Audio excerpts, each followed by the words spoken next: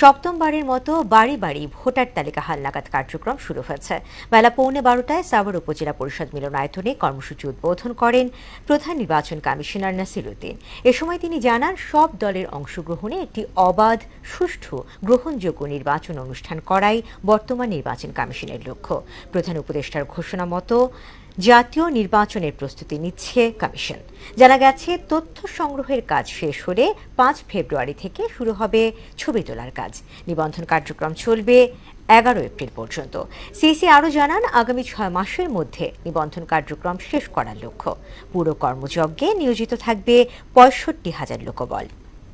এদিন মানুষ ভোট দিতে পারবে নির্বিঘ্নে, বিনা দ্বিধায়, freely, fairly, without any intimidation, ভয় ভীতিহীনভাবে নিজের পছন্দের প্রার্থীকে যেদিন ভোট দিতে পারবে সেদিন আমরা মনে করি যে ভোটের অধিকার প্রতিষ্ঠা করব।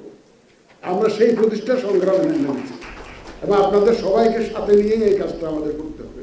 আমাদের একার পক্ষে এটা সম্ভব না।